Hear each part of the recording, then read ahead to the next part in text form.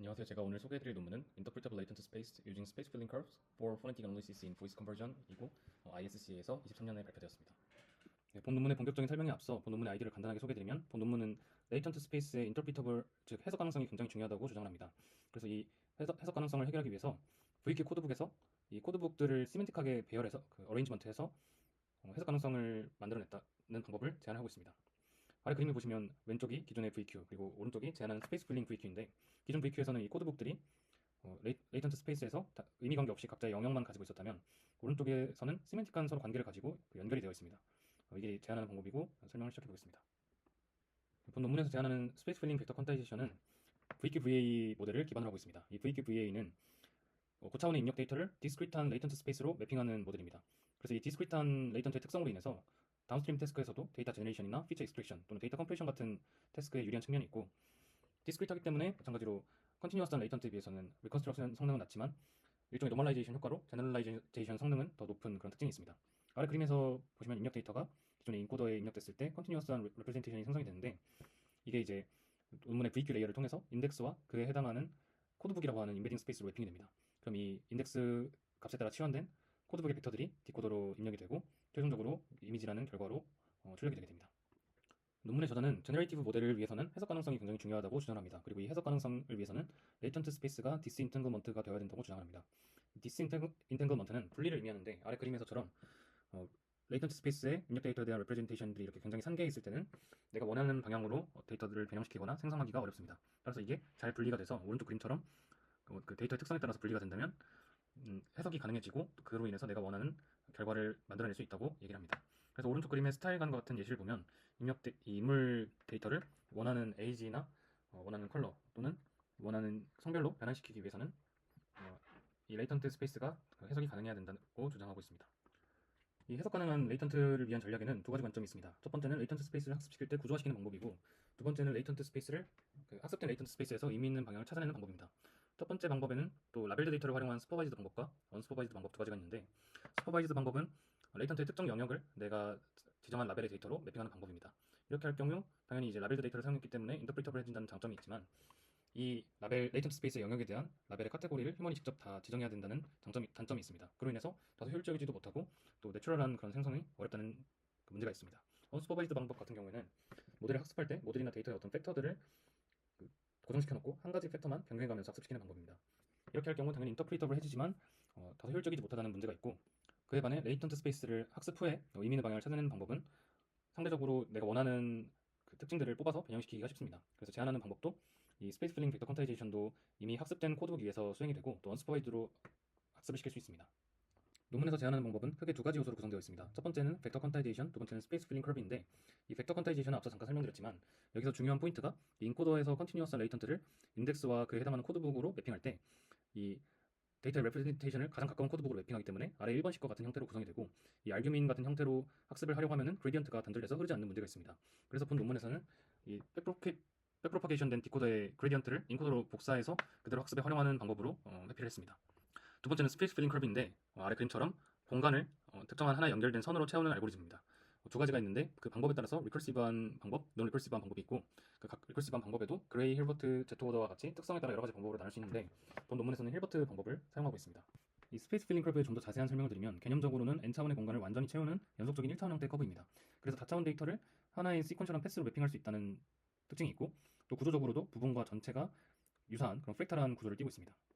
특징과 장점으로는 한 5가지 정도 정리할 수 있는데 첫 번째 컨티뉴이티는 이 커브가 중간에 점프하거나 끊어지는 일 없이 연속성을 띠고 있다는 점, 그리고 로컬리티 프리저베이션 같은 경우에는 입력 데이터의 어떤 근접한 디스턴스와 같은 특성이 이 커브에서도 동일하게 유지가 된다는 점입니다. 그래서 실제 그 변환 이전의 다차원 공간에서 벡터 간의 유사성, 근접성들이 커브에서도 동일하게 그 매핑되는 포인트에서 그 유사 근접성 같은 특징들이 유지된다는 그런 수학적 연속성이 있고 컴플리트니스 같은 경우에는 이 공간을 완전하게 채울 수 있다는 특징입니다.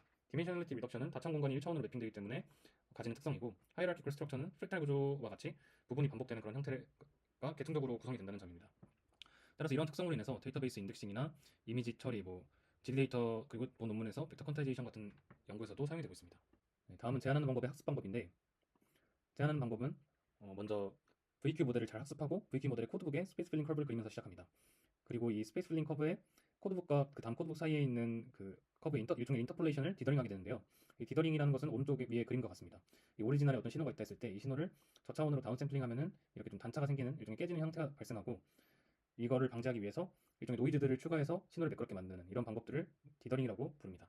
논문에서는 이 2번식과 같은 방법으로 디더링을 수행하는데, 이 입력 데이터에 대한 X의 햇을 얻기 위해서 코드북과 가장 가까운 코드북과 그 다음 코드북 사이에 인터폴레이션으로 그 위로 이 X 햇을 위치하는 식입니다. 여기에 사용되는 이 파라미터 람다는 랜덤으로 샘플링해서 학습에 수행하게 됩니다. 최적화는 이제 MSE를 통해서 최적화를 수행하게 됩니다. 이 장점으로는 스페이스 필링 커브를 사용했기 때문에 이 코드북들이 서로 시멘틱하게 연결이 된다는 장점이 있고, 그 다음에 이 코드북들이 처음부터 끝까지 연속성을 가지는 점, 또 과적합을 방지하는 노멀라이제이션의 특징도 있습니다. 또한 디더링을 수행하기 때문에 기존의 코드북의 배치보다 좀 더 시멘틱하게 연결되는 지점으로 코드북들이 이동하게 됩니다. 제한하는 방법의 추론 과정입니다. 먼저 입력 데이터에 대해서 가장 가까운 코드북 벡터 CK를 찾습니다. 그 다음에 이제 CK를 기준으로 앞과 뒤에 코드북들이 존재하게 되는데, 그 둘 사이의 즉 인터벌들을 고려한 상태로 최적의 람다 값, 즉 양쪽의 인터벌 사이에 어느 지점에 벡터가 위치하게 될지 결정을 하게 됩니다. 그 다음에 이제 MSE를 통해서 양쪽 중에 어느 지점으로 배치하는 게 좋은지 결정을 하고 그 벡터를 선택하게 됩니다.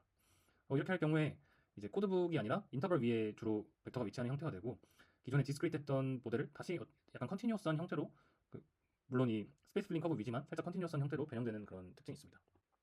실험 세팅입니다. 먼저 VQVA 학습에 관해서 기존에 512 크기의 코드북으로 학습되었던 모델을 256 사이즈로 줄이는 과정을 거칩니다. 이러한 이유는 현재 이 실험에서 음소 데이터를 사용하게 되는데, 이 음소 데이터에 그 화자의 정보와 같은 아이덴티티를 최대한 배제하고 최대한 제너럴라이제이션해서 음소와 관련된 정보만 남도록 하기 위함입니다. 또한 데이터셋은 이 제로스피치 음소 데이터셋을 사용했고, 제안한 스페이스 필링 벡터 퀀타이제이션 구현에서는 이 학습된 VQ 모델에 인코더만 남기고 인코더의 파라미터들은 프로즌한 후에 이 SFVQ를 위한 레이어를 추가해서 학습을 수행했습니다. 음소들 학습 후에 이제 평가를 위해서는 TIMIT 데이터셋을 사용했고, 여기서는 이제 이 음소들이 그룹의 형태로 라벨된 데이터들입니다. 그래서 그룹은 아래 보시면 파열음, 마찰음, 비음, 모음, 이중모음, 접근음, 묵음 등이 있습니다. 첫 번째 실험은 She had your dark suit in greasy wash water or ear이라는 문장에 대해서 메일 스펙트로그램과 코드북 벡터 인다이시스로 평가를 했습니다. 메일 스펙트로그램은 이 문장에 대한 파형을 보여주고 있는데, 여기 동일한 프레임에 해당하는 구간의 인덱스들을 위의 그림에서 볼 수가 있습니다. 이 위의 그림에서 보시면 VQ가 이 회색 X자로 표시된 인덱스들인데, 어떤 특징이나 영향관계 없이 무작위하게 배치되어 있는 걸 볼 수 있는 반면, 제한하는 SFVQ의 이 파란색 점들은 일정하게 규칙을 가지고 나란히 좀 정렬이 되는 걸 볼 수 있습니다. 이 구간들이 끊어져 있는 세로축으로 나눠져 있는 구간들이 이제 음소 단위인데, 음소에 따라서 인덱스들이 꽤나 일정하게 유지되어 있는 걸 볼 수 있고, 특히 메일 스펙트로그램에서 빨간 네모들이 she, suit, greasy, wash라는 단어들입니다. 여기서는 공통적으로 같은 음소 그룹에 속하는 SH나 SZ가 사용이 되는데, 이 구간에 속하는 이 코드북 벡터의 인덱스들이 50 언저리에 위치하는 이 유사한 위치에 매핑되어 있는 것을 확인할 수 있습니다. 이로 인해서 이 제안하는 SFVQ가 성공적으로 코드북을 좀 시멘틱하게 구조화했다는 걸 확인할 수 있습니다. 다음은 음소 그룹의 활성도에 대한 그림입니다. 여기서는 이 코드북 벡터 인덱스에 따라서 어떤 음소 그룹들이 위치하고 있는지를 확인한 그림인데, 보시면 각각의 음소 그룹들이 코드북의 각각 다른 인덱스들을 잘 분리해서 가지고 있는 걸 볼 수 있습니다. 근데 이 중에서도 이 음소 그룹끼리 코드북의 인덱스를 유사하게 가지고 가는 경우가 있는데, 그 경우에는 파열음과 마찰음이라든가 모음과 이중모음 등 서로 유사한 음소 그룹 간의 관계입니다. 그래서 음소 그룹 자체가 인접해 있는 경우에는 이렇게 코드북도 유사한 인덱스로 가져간다는 걸 확인할 수 있습니다. 다음 아래 그림은 이 음소 그룹에 대해서 컴퓨터 매트릭스를 통해서 디스턴스를 확인했습니다. 여기서도 앞선 이 파형이 비슷하게 나왔던 것처럼 유사한 그룹, 앞선 예시처럼 파열음과 마찰음 또는 모음과 이중모음 등 비슷한 음소 그룹끼리는 가까운 거리를 유지하고, 또 비슷하지 않은 그룹끼리는 먼 거리를 유지하고 있는 걸 확인할 수 있습니다. 다음은 음소 그룹 간 유클리디안 디스턴스에 대한 히트맵입니다. 여기서도 마찬가지로 이 인덱스에 따라서 유사한 음소 그룹끼리는 가까이에 위치하고, 또 유사하지 않은 음소 그룹끼리는 서로 멀리 위치하고 있는 걸 확인할 수 있습니다. 특히 왼쪽의 이 인덱스에 따라서 확인했을 때 앞서와 같은 결과로 모음이나 이중모음 등은 가까이 위치하고 파열음, 마찰음이 가까이 위치하는 등의 이런 결과를 볼 수 있고, 또 크게 글로벌하게 봤을 때 0에서 한 104까지는 비음을 제외한 이 자음들이 위치하고 있고, 144에서 255까지는 모음이 포진하고 있는 듯 그 음소의 특성에 따라서 시멘틱하게 위치가 잘 구조가 된 것을 확인할 수 있습니다. 여기서는 앞선 결과로 이제 레이턴트 스페이스가 잘 구조가 됐다는 걸 증명을 했고, 그 잘 구조화된 레이턴트 스페이스를 통해서 시간의 변화에 따른 시뮬러리티 분석을 통해서 일종의 패턴 연구를 수행했는데요. 여기서 알아낸 통찰로는 침묵 후에는 모음이 나올 확률이 적다는 점, 그리고 비음 이후에는 파열음이나 마찰음이 오기 어렵고, 또 파열음이나 마찰음 후에도 비음이 오기 어려워서 둘 사이의 관계가 멀다는 점, 또한 이 레이턴트 스페이스의 아웃라이어에 해당하는 부분이 165에서 175번 이 코드북에 해당하는 부분으로 여기에 있는 코드북 벡터는 사용되지 않는다는 점 등을 발견할 수 있었습니다. 마지막으로 마찰음이라는 한 가지 음소 그룹 내에서의 이 코드북 액티베이션을 확인한 이 히스토그램입니다. 여기서도 이 같은 음소 그룹 내에서도 특히나 유사한 이 TH나 DH와 같은 음소에 대한 코드북들이 유사한 위치에 포진되어 있고, 몇 가지 예외를 제외하고는 대부분의 이 음소 그룹들이 일정 구간의 코드북 위치에 포진되어 있는 걸 확인할 수 있습니다. 결론입니다. 본 논문에서는 스페이스 필링 벡터 퀀타이저를 제안했고, VTVA 모델의 레이턴트 스페이스가 해석하기 어렵고 구조화되어 있지 않다는 점을 문제 삼아서 보이스 컨버전 태스크로 이 문제를 풀었습니다. 제안하는 방법의 장점으로는 언스퍼바이즈드로 학습을 할 수 있고, 구조화된 레이턴트 스페이스를 얻을 수 있습니다. 또한 이 레이턴트 스페이스가 음소의 예시를 통해서 해석 가능하다는 걸 보여줬고, 이미지 등 다른 타입에서 데이터에 대해서도 충분히 적용 가능하다고 주장을 하고 있습니다.